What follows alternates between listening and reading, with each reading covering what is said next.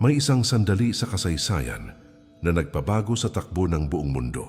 Mga salitang binitiwan sa gitna ng matinding paghihirap ang patuloy na umaalingaw-ngaw hanggang ngayon. Hindi karaniwang mga salita ang maririnig, kundi mga mensaheng punong-puno ng pag-ibig, awa at katotohanan. Maraming tao ang nakarinig, ngunit iilan lamang ang tunay na nakaunawa sa lalim ng kahulugan. Puso ng bawat mananampalataya ang patuloy na hinahaplos ng mga huling salitang iyon. Sa gitna ng kadiliman at sakit, nanatiling buhay ang liwanag ng pag-asa. Bawat salitang lumabas sa kanyang bibig ay tila isang lihim na susi patungo sa kaligtasan. Mga sandaling iyon ay hindi lamang bahagi ng kasaysayan, kundi gabay sa pang-araw-araw na buhay. Pag-ibig na hindi matatawaran ng kanyang ipinakita kahit sa huling hininga. Bawat kataga ay may lalim na kayang tumagos sa puso ng sinumang handang makinig. Bago tayo magsimula, mga mahal kong manonood, iniimbitahan ko po kayo na mag-subscribe sa ating channel para lagi po kayong updated sa mga bagong videos na aking gagawin. Paki-like na din ito at share sa iyong mga kaibigan at baguhin natin ang ating buhay sa pamamagitan ng mga salita ng Diyos. Patuloy na pagpapalaganap ng kanyang salita ang nagiging tulay upang mas maraming kaluluwa ang maliwanagan. Pagkakaisa sa pananampalataya ang nagbibigay lakas sa bawat isa upang magpatuloy. Simpleng pakikiisa ay may malaking epekto sa buhay ng kapwa. Pagmamahal sa Diyos ang nagiging sentro ng bawat mensahe na ibinabahagi. Sa aklat ng Biblia, may isang talata na patuloy na nagbibigay liwanag sa maraming puso. John 3 verse 16. For God so loved the world that He gave His only begotten Son, that whoever believes in Him should not perish but have everlasting life. Malinaw na ipinapakita ng talatang ito ang walang hanggang pag-ibig ng Diyos sa sangkatauhan. Pag-aalay ng kanyang anak ay patunay na walang hanggan ang kanyang awa at hangarin na tayo ay maligtas. Bawat salitang binitiwan ni Jesus bago siya pumanaw ay may dalang mensahe na higit pa sa ating inaakala. Pagpapatawad, pag-ibig at pagtitiwala sa Diyos ang nangingibabaw sa bawat pahayag. Puso na handang tumanggap ang susi upang maunawaan ang tunay na kahulugan ng kanyang mga salita. Pananalig ang magbubukas ng ating isipan sa hiwaga ng kanyang sakripisyo. Simula pa lamang ng isang mas malalim na paglalakbay sa pananampalataya ang mga susunod na bahagi. Unang salita, Ama, patawarin mo sila sapagkat hindi nila alam ang kanilang ginagawa. Sa gitna ng matinding hirap at pagdurusa na kanyang dinaranas sa krus, isang panalangin na puno ng awa ang kanyang binitiwan ng buong kapakumbabaan. Hindi galit o paghihiganti ang umusbong mula sa kanyang puso, kundi isang malalim na pag-unawa sa kahinaan ng tao. Sa halip na kondenahin ang mga taong umapi at nagpahirap sa kanya, pinili niyang magpatawad kahit napakasakit ng kanyang kalagayan. Bawat kataga ay sumasalamin sa uri ng pag-ibig na hindi nasusukat ng anumang pamantayan ng mundo. Larawan ng tunay na kabanalan ang kanyang ipinakita sa gitna ng sukdulang pagsubok na iyon. Mga taong nakapaligid sa kanya ay maaaring bulag sa katotohanan at hindi nila lubos na nauunawaan ang bigat ng kanilang mga ginawa. Pagkakamali at kamangmangan ang nagdala sa kanila sa ganoong uri ng kasalanan laban sa anak ng Diyos. Sa kabila ng lahat ng iyon, hindi niya hinayaan na ang galit ang manaig sa kanyang puso na puno ng biyaya. Habag at awa ang patuloy na dumadaloy sa kanyang panalangin para sa kanila na nagkasala. Ganitong uri ng pagpapatawad ang nagpapakita ng tunay na likas ng Diyos na puno ng pagmamahal. Sa aklat ng Biblia ay matatagpuan ang isang talata na nagpapatunay sa makapangyarihang sandaling ito. Luke 23 verse 34. Then Jesus said, Father, forgive them, for they do not know what they are doing. Ipinapakita ng mga salitang ito ang lalim ng kanyang malasakit kahit sa mga taong naging dahilan ng kanyang paghihirap. Pagpapatawad na kusang ibinigay ay sumasalamin sa dakilang plano ng Diyos para sa kaligtasan ng sangkatauhan. Malalim na aral ang hatid ng kanyang unang salita para sa bawat isa na naghahangad na mamuhay ayon sa kalooban ng Diyos. Pagpapatawad sa kabila ng sakit ay hindi madaling gawin, ngunit ito ang landas na itinuro niya sa atin. Kapag ang puso ay piniling magpatawad, unti-unting nawawala ang bigat na matagal nang dinadala. Kapayapaan ang bunga ng pusong marunong umunawa at magbigay ng awa sa kapwa. Pagiging malapit sa Diyos ang gantimpala ng isang pusong marunong magpalaya mula sa galit, Sa araw-araw na pamumuhay, maraming pagkakataon na nasasaktan at nasusubok ang ating damdamin dahil sa mga pagkukulang ng iba. Pagtingin sa krus kung saan si Jesus ay nagbigay ng kapatawaran ay nagbibigay ng inspirasyon upang sundin ang kanyang halimbawa. Bawat sugat sa puso ay maaring gumaling kapag pinili ang landas ng awa kaysa paghihiganti.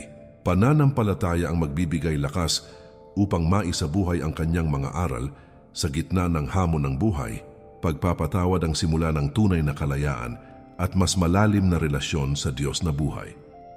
Ikalawang salita, katotohanang sinasabi ko sa iyo, ngayon ay makakasama kita sa paraiso.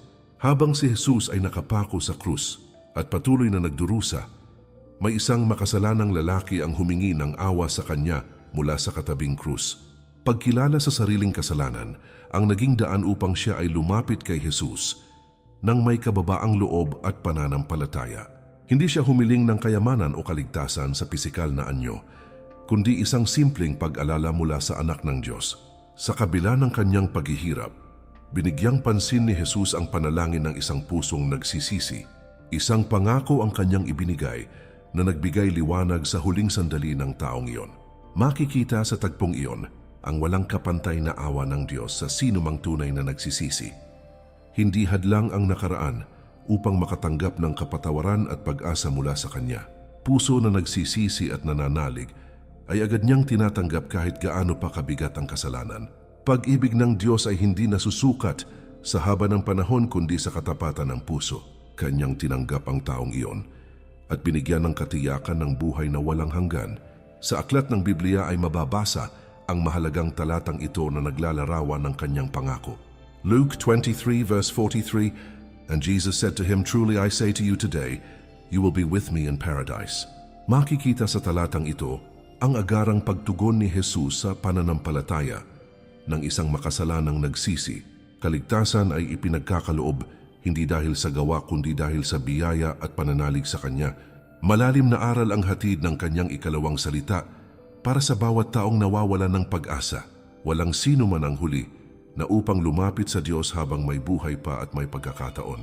Paglapit sa Kanya ng may tapat na puso ay magbubukas ng pintuan tungo sa kapatawaran. Biyaya ng Diyos ay handang ibigay sa sinumang magpapakumbaba at aamin sa Kanyang harapan. Pag-asa ang mensaheng dala ng Kanyang pangako kahit sa pinakahuling sandali ng buhay. Sa araw-araw na pamumuhay, maraming tao ang nagdadalawang isip kung sila ba ay karapat-dapat sa pag-ibig ng Diyos.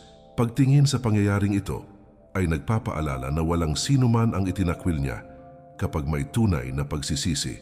Bawat kaluluwa ay mahalaga sa kanyang paningin at karapat-dapat tumanggap ng kanyang biyaya. Pananampalataya ang susi upang maranasan ang kapayapaan at katiyakan ng kaligtasan.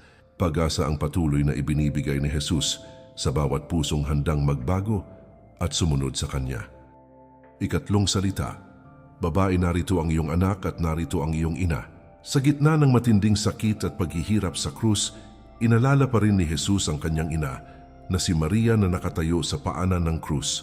Pag-ibig bilang anak ang kanyang ipinakita nang tiyakin niyang hindi mapapabayaan ang kanyang ina sa kanyang pagpanaw. Sa oras na ang kanyang sariling buhay ay unti-unti nang nauubos, nagawa pa rin niyang unahin ang kapakanan ng iba. Ipinagkatiwala niya si Maria sa kanyang minamahal na alagad bilang bagong pamilya sa lupa. Larawan ito ng isang pusong hindi lamang nakatuon sa sarili, kundi sa pagmamalasakit sa mga mahal sa buhay. Makikita sa pangyayaring ito ang kahalagahan ng pamilya sa paningin ng Diyos. Hindi niya pinabayaan ang kanyang ina, bagkus ay tiniyak na may mag-aalaga at magmamahal sa kanya pagkatapos ng lahat. Pag-aaruga at paggalang sa magulang ay malinaw na ipinakita kahit sa huling sandali ng kanyang buhay. Halimbawa na ito ay nagsisilbing gabay sa bawat isa kung paano pahalagahan ang pamilya. Pag-ibig na may sakripisyo ang tunay na diwa ng kanyang ginawa sa oras na iyon. Sa aklat ng Biblia ay matatagpuan ang talatang nagpapatunay sa makabuluhang tagpong ito. John 19 verse 26 to 27. When Jesus saw his mother and the disciple whom he loved standing nearby, he said to his mother, "Woman, behold your son." Then he said to the disciple, "Behold your mother." Ipinapakita ng talatang ito ang kanyang malasakit at responsibilidad bilang anak. kahit siya ay nasa gitna ng paghihirap. Pagbibigay ng bagong ugnayan ay tanda ng kanyang pag-ibig at pag-aalaga sa mga naiwan niya sa mundo. Malalim ang aral na dala ng kanyang ikatlong salita para sa bawat pamilyang nananampalataya. Pag-aalaga sa magulang at pagpapahalaga sa relasyon ay hindi dapat nakakalimutan sa kabila ng mga pagsubok sa buhay. Puso na marunong magmahal sa sariling pamilya ay mas nagiging handa na magmahal sa kapwa. Pagkakaisa at malasakit ang pundasyon ng matibay na samahan na kinalulugdan ng Diyos. Pagmamahal na may pananagutan ang tunay na sukatan ng isang pusong sumusunod sa kanyang kalooban. Sa pang-araw-araw na pamumuhay, maraming pagkakataon na napapabayaan ang mga taong pinakamalapit sa atin. Pagtingin kay Jesus sa krus ay paalala na ang pamilya ay isang biyaya na dapat ingatan at mahalin. Bawat sandali kasama ang mga mahal sa buhay ay mahalaga at hindi dapat sinasayang. Pananampalataya ang nagbibigay lakas upang mapanatili ang pagmamahalan sa loob ng tahanan. Pag-ibig na nagmumula sa Diyos ang magbubuklod sa bawat pamilya sa gitna ng anumang pagsubok. Ika-4 na salita. Diyos ko, bakit mo ako pinabayaan? Sa sandaling iyon ng matinding pagdurusa, isang sigaw mula sa puso ni Jesus ang umalingaw-ngaw sa buong paligid na tila puno ng sakit at lalim ng damdamin. Bigat ng kasalanan ng sangkatauhan ang kanyang pinasan, kaya naramdaman niya ang tila paglayo ng presensya ng Ama. Hindi lamang pisikal na sakit ang kanyang dinaranas, kundi pati espiritual na paghihirap na hindi kayang sukatin ng isip ng tao. Pagkakataong iyon ay nagpapakita kung gaano kalalim ang sakripisyong kanyang tinanggap para sa kaligtasan ng lahat. Pusong handang magtiis ang kanyang ipinakita upang matupad ang kalooban ng Diyos. Mga salitang iyon ay hindi tanda ng kawalan ng pananampalataya, kundi pagpapahayag ng tunay na kalagayan ng kanyang nararamdaman bilang tao. Pagiging totoo sa harap ng Diyos ay ipinakita niya kahit sa gitna ng matinding pagsubok. Sa kabila ng pakiramdam ng pag-iisa, nananatili ang kanyang ugnayan sa Ama na hindi kailanman naputol. Kanyang sigaw ay sumasalamin sa mga sandali ng tao na nakakaramdam ng pangungulila at paghihirap. Pag-asa ay patuloy na naroroon kahit tila nawawala ang liwanag. Sa aklat ng Biblia ay matatagpuan ang talatang naglalarawan ng makapangyarihang sandaling ito. Matthew 27 verse 46, my God, why have you forsaken me? Ipinapakita ng talatang ito ang lalim ng kanyang paghihirap habang kanyang dinadala ang kasalanan ng mundo. Pagpapahayag na ito ay hindi kawalan ng pag-asa, kundi bahagi ng dakilang plano ng Diyos para sa kaligtasan ng lahat. Malalim ang aral na hatid ng kanyang ika-4 na salita para sa bawat taong dumaraan sa matinding pagsubok. May mga sandali sa buhay na tila tahimik ang Diyos at mahirap maramdaman ang kanyang presensya. Pagtingin kay Jesus ay nagbibigay paalala na kahit siya ay nakaranas ng ganitong damdamin. Pananampalataya ang magbibigay lakas upang magpatuloy kahit hindi nauunawaan ang lahat ng nangyayari. Pag-asa ay hindi nawawala dahil ang Diyos ay laging naroroon kahit hindi natin nararamdaman. Sa araw-araw na buhay, dumarating ang mga pagkakataon na puno ng kalungkutan at pagkalito ang puso ng tao. Paglapit sa Diyos sa gitna ng ganitong sitwasyon ay isang hakbang ng pagtitiwala sa kanyang plano. Bawat luha at sigaw ng puso ay naririnig niya kahit tila walang sagot. Pananampalataya ang magdadala sa atin mula sa kadiliman patungo sa liwanag. Pag-asa ang mananatili sa puso ng sinumang patuloy na kumakapit sa kanyang pag-ibig. Ika-5 salita, nauuhaw ako. Sa gitna ng matinding paghihirap sa krus, isang simpleng pahayag ang lumabas mula sa labi ni Jesus na naglalarawan ng kanyang pisikal na kalagayan. Pagod na pagod ang kanyang katawan at halos wala ng lakas dahil sa mga sugat at pagdurusa na kanyang tiniis. Hindi lamang espiritual na sakripisyo ang kanyang dinanas, kundi pati ang matinding pangangailangan ng kanyang katawan bilang tao. Makikita ang kanyang tunay na pagiging tao na dumaan sa hirap na nararanasan ng bawat nilalang. Pagpapahayag ng kanyang pagkauhaw ay sumasalamin sa kabuuan ng kanyang sakripisyo para sa sangkatauhan. Mga sundalong naroroon ay hindi lubos na nakaunawa sa kahalagahan ng kanyang sinabi sa sandaling iyon. Sa halip na bigyan siya ng kaginhawaan, kanyang naranasan ang kawalan ng malasakit mula sa mga nakapaligid sa kanya. Kakulangan ng awa mula sa mundo ang malinaw na makikita sa tagpong iyon. Sa kabila ng lahat, nanatili siyang matatag at tapat sa kanyang misyon. Pagkakataong iyon ay nagpapakita kung gaano kalalim ang kanyang pag-aalay ng sarili. Sa aklat ng Biblia ay matatagpuan ang talatang naglalarawan ng kanyang pahayag. John 19 verse 28, "After this, Jesus, knowing that all things were now accomplished, said to fulfill the scripture, I thirst." Makikita sa talatang ito na maging ang kanyang pagkauhaw ay bahagi ng katuparan ng banal na kasulatan. Pagganap sa kalooban ng Diyos ang patuloy niyang isinagawa hanggang sa huling sandali. Malalim ang kahulugan ng kanyang sinabi na higit pa sa pisikal na pagkauhaw. May mga nagsasabing sumasalamin din ito sa kanyang pananabik na mailigtas ang bawat kaluluwa. Pag-ibig sa sangkatauhan ang nag-udyok sa kanyang magtiis hanggang sa wakas. Pananabik na makita ang tao na muling mapalapit sa Diyos, ang kanyang hangarin. Pagkakataong ito ay paalala ng kanyang walang hanggang malasakit sa bawat isa. Sa araw-araw na buhay, maraming uri ng pagkauhaw ang nararanasan ng tao, hindi lamang sa katawan kundi pati sa kaluluwa. Paghanap ng tunay na kasiyahan ay madalas nauuwi sa pagkabigo kapag hindi sa Diyos nakatuon. Si Jesus ang nagbibigay ng tubig na nagbibigay buhay na hindi nauubos kailanman. Pananampalataya sa Kanya ang pupuno sa kakulangan na hindi kayang punan ng mundo. Paglapit sa Kanya ang tanging paraan upang mapawi ang uhaw ng ating puso at kaluluwa. Ika-6 na salita na ganap na. Sa sandaling binigkas ni Jesus ang mga salitang ito, isang makapangyarihang pahayag ang umalingaw-ngaw na puno ng tagumpay at katuparan.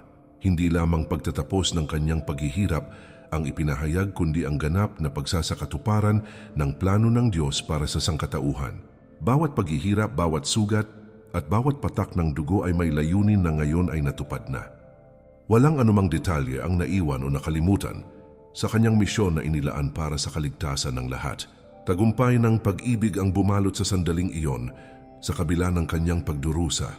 Makikita sa kanyang pahayag ang lubos na pagsunod sa kalooban ng Ama hanggang sa huling sandali ng kanyang buhay. Hindi siya umatras o nag-alinlangan sa gitna ng matinding sakit na kanyang dinanas. Buong puso niyang tinanggap ang responsibilidad na iligtas ang sangkatauhan mula sa kasalanan. Pagiging tapat sa kanyang misyon ang nagdala sa kanya sa puntong iyon ng katuparan, pananagumpay laban sa kasalanan at kamatayan ng tunay na kahulugan ng kanyang mga salita. Sa aklat ng Biblia ay matatagpuan ang talatang nagpapatunay sa makabuluhang sandaling ito. John 19 verse 30, "When Jesus had received the sour wine, he said, 'It is finished,' and he bowed his head and gave up his spirit." Ipinapakita ng talatang ito na ang lahat ng dapat maganap ay natupad ayon sa plano ng Diyos. Ganap na pagsasakatuparan ng kanyang layunin ang makikita sa kanyang huling pahayag ng tagumpay. Malalim ang aral na dala ng kanyang ika-6 na salita para sa bawat taong nananampalataya. Hindi nasayang ang kanyang paghihirap dahil nagbunga ito ng kaligtasan para sa lahat ng naniniwala sa kanya. Pag-asa ang dala ng kanyang tagumpay na nagbibigay ng bagong buhay sa bawat pusong lalapit sa kanya. Katiyakan ng kapatawaran ang ibinigay sa pamamagitan ng kanyang sakripisyo. Pagmamahal ng Diyos ang tunay na dahilan kung bakit naganap ang lahat ng ito. Sa pang-araw-araw na buhay, may mga laban na tila hindi natatapos at puno ng pagsubok ang ating pinagdaraanan. Pagtingin sa tagumpay ni Jesus ay nagbibigay lakas upang magpatuloy sa gitna ng kahinaan. Bawat pagsubok ay may hangganan at may layunin na maaring hindi agad nauunawaan. Pananampalataya ang susi upang makita ang katuparan ng mga plano ng Diyos sa ating buhay. Pag-asa ang nananatili dahil sa kanyang tagumpay na nagbigay ng bagong simula sa sangkatauhan. Ika-7 salita, "Ama, sa iyong mga kamay ay inihahabilin ko ang aking espiritu." Sa huling sandali ng kanyang buhay sa krus, buong pagtitiwala na inialay ni Jesus ang kanyang sarili sa Ama na nasa langit. Hindi takot ang nangingibabaw sa kanyang puso, kundi ganap na kapayapaan at pagsuko sa kalooban ng Diyos. Sa kabila ng lahat ng sakit at paghihirap na kanyang pinagdaanan, nanatili ang kanyang pananampalataya na matatag at buo. Pagpapahayag ng lubos na pagtitiwala ang kanyang sinabi habang papalapit ang kanyang huling hininga. Isang banal na sandali ang naganap kung saan ang anak ay bumalik sa piling ng Ama. Makikita sa tagpong ito ang perpektong halimbawa ng pagsuko sa plano ng Diyos. Kahit hindi madali ang landas na tinatahak, Hindi niya pinanghawakan ng sariling kagustuhan, kundi ang kalooban ng Ama, ang kanyang sinunod hanggang wakas. Pusong mapagkumbaba ang kanyang ipinakita sa harap ng isang napakalaking sakripisyo. Pagiging tapat sa Diyos ang nagbigay sa kanya ng lakas upang tapusin ang kanyang misyon. Kanyang halimbawa, ang nagsisilbing ilaw sa bawat mananampalataya na naghahangad sumunod sa Diyos. Sa aklat ng Biblia ay matatagpuan ang talatang naglalarawan ng kanyang huling pahayag.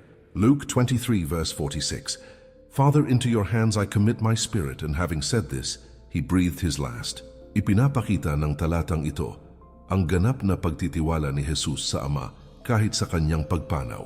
Pagbabalik ng kanyang espiritu sa Diyos ay tanda ng kanyang banal na ugnayan na hindi kailanman naputol. Malalim ang aral na hatid ng kanyang ikapitong salita para sa bawat isa na dumaraan sa mga pagsubok ng buhay. Pagsuko sa kalooban ng Diyos ay hindi kahinaan kundi isang tanda ng tunay na lakas ng pananampalataya. Kapag ang puso ay natutong magtiwala, nawawala ang takot at napapalitan ng kapayapaan. Paglalagak ng buhay sa kamay ng Diyos ang nagbibigay ng katiyakan sa gitna ng kawalan ng kasiguraduhan. Pananampalataya ang susi upang maranasan ang tunay na kapahingahan ng kaluluwa. Sa araw-araw na pamumuhay, maraming bagay ang hindi natin kontrolado at madalas nagdudulot ng pangamba at alinlangan. Pagtingin kay Jesus sa kanyang huling sandali ay nagbibigay lakas upang matutong magtiwala sa plano ng Diyos. Bawat pagsubok ay nagiging mas magaan kapag iniaasa sa Kanya ang lahat ng ating dinadala. Pananalig ang magbubukas ng pintuan patungo sa kapayapaan na hindi kayang ibigay ng mundo. Pagsuko sa Diyos ang magdadala sa atin sa isang buhay na puno ng pag-asa at katiyakan. Ikawalong salita, Ama, pinapatawad ko ang aking espiritu sa iyong mga kamay at ipinagkakatiwala ko ang lahat. Sa paglalim ng kanyang paghihirap at paglapit ng kanyang huling sandali, makikita ang isang mas malalim na antas ng pagsuko at pagtitiwala sa Ama. Hindi lamang pagtatapos ng kanyang misyon ang ipinahahayag kundi ang ganap na pagbibigay ng kanyang buong sarili sa Diyos. Bawat hibla ng kanyang pagkatao ay nakaangkla sa pag-ibig at pagsunod sa banal na kalooban. Sa kabila ng sakit na hindi kayang ipaliwanag ng salita, nanaig ang kapayapaan sa kanyang puso. Isang sandali ng banal na katahimikan ang bumalot habang kanyang iniaalay ang lahat sa Ama. Makikita sa tagpong ito ang sukdulang halimbawa ng pananampalataya na hindi natitinag ng anumang pagsubok. Walang pag-aalangan ang kanyang ipinakita sa paglalagak ng kanyang espiritu sa kamay ng Diyos. Pusong lubos na nagtitiwala ang naging sandigan niya sa gitna ng kanyang pagdurusa. Pag-ibig at pagsunod ang patuloy na umiral hanggang sa kanyang huling hininga. Kanyang halimbawa ang nagsisilbing paanyaya sa bawat isa na magtiwala sa Diyos ng buong buo. Sa aklat ng Biblia ay matatagpuan ang isang talata na sumasalamin sa ganitong uri ng pagsuko. Psalm 31 verse 5, "Into your hand I commit my spirit, you have redeemed me, O Lord God of truth." Ipinapakita ng talatang ito ang puso ng isang taong nagtitiwala sa Diyos kahit sa gitna ng panganib at paghihirap. Paglalagak ng sarili sa Diyos ay tanda ng malalim na pananampalataya at pag-asa sa kanyang katapatan. Malalim ang aral na hatid ng mensaheng ito para sa bawat taong naghahanap ng tunay na kapayapaan sa buhay. Pagsuko sa Diyos ay hindi pagkawala, kundi isang hakbang patungo sa mas malalim na relasyon sa Kanya. Kapag ang puso ay marunong magtiwala, nawawala ang pangamba at napapalitan ng kapanatagan. Pagbibigay ng buong sarili sa Diyos ang nagbubukas ng pintuan sa kanyang biyaya. Pananampalataya ang nagiging sandigan upang mapagtagumpayan ang anumang pagsubok. Sa pang-araw-araw na pamumuhay, maraming pagkakataon na sinusubok ang ating kakayahang magtiwala sa Diyos. Pagtingin sa halimbawa ni Jesus ay nagbibigay inspirasyon upang isuko ang ating mga alalahanin sa Kanya. Bawat hamon ay nagiging mas magaan kapag iniaasa sa Kanyang mga kamay ang ating buhay. Pag-asa ang patuloy na umaalalay sa bawat pusong nananalig sa Kanyang kapangyarihan. Pagsuko sa Diyos ang magdadala sa atin sa tunay na kapayapaan na hindi kayang ibigay ng mundo. Bawat salitang binitiwan ni Jesus sa krus ay hindi lamang bahagi ng kasaysayan, kundi buhay na mensahe para sa bawat puso na naghahanap ng liwanag at katotohanan. Pag-ibig na walang hanggan ang Kanyang ipinakita na patuloy na umaabot sa bawat isa, kahit sa gitna ng kahinaan at pagkakamali. Sa bawat sandali na naalala ang kanyang sakripisyo, unti-unting nabubuksan ang puso sa mas malalim na pananampalataya at pagtitiwala sa Diyos. Kanyang mga salita ay nagsisilbing ilaw na gumagabay sa landas ng bawat mananampalataya sa gitna ng dilim ng mundo. Pananatili sa kanyang aral ang magdadala sa atin sa tunay na kapayapaan na hindi kayang ibigay ng anumang bagay sa mundo. Mga mahal kong manunood, muli ko po kayong iniimbitahan na mag-subscribe sa ating channel.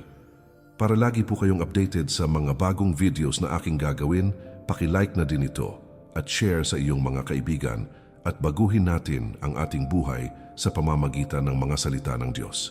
Patuloy na paglapit sa Diyos ang magbibigay saysay sa bawat araw na ating tinatahak. Pagbabago ng puso ang magsisilbing simula ng isang mas makabuluhang buhay na nakasentro sa kanyang kalooban.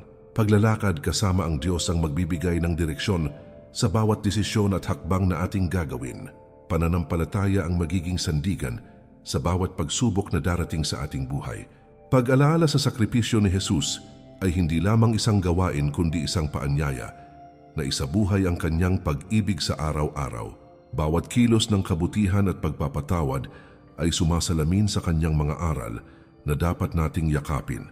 Pagiging ilaw sa kapwa ang isang paraan upang maipakita ang kanyang presensya sa mundo. Pagpapalaganap ng kanyang salita ang magdadala ng pag-asa sa mga pusong nawawala at naghahanap ng direksyon. Pananatiling matatag sa pananampalataya ang magbibigay lakas upang harapin ang anumang hamon. Paglalakbay ng buhay ay puno ng pagsubok at hindi inaasahang pangyayari na maaring magpahina ng ating loob. Pagtingin kay Jesus na nagtagumpay sa kabila ng kanyang pagdurusa ay nagbibigay inspirasyon upang magpatuloy. Bawat pagsubok ay may layunin at may dalang aral na magpapalapit sa atin sa Diyos. Pag-asa ang patuloy na nagbibigay lakas sa bawat pusong kumakapit sa kanyang pag-ibig. Pananampalataya ang magdadala sa atin sa mas maliwanag na kinabukasan kasama ang Diyos. Pag-ibig ng Diyos ay hindi kailanman magmamaliw at patuloy na gagabay sa bawat isa sa landas ng katuwiran.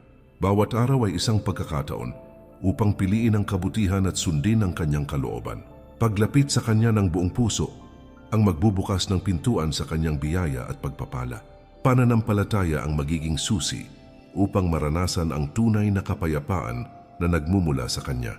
Paglakad kasama ang Diyos ang magdadala sa atin sa buhay na puno ng kahulugan at walang hanggang pag-asa.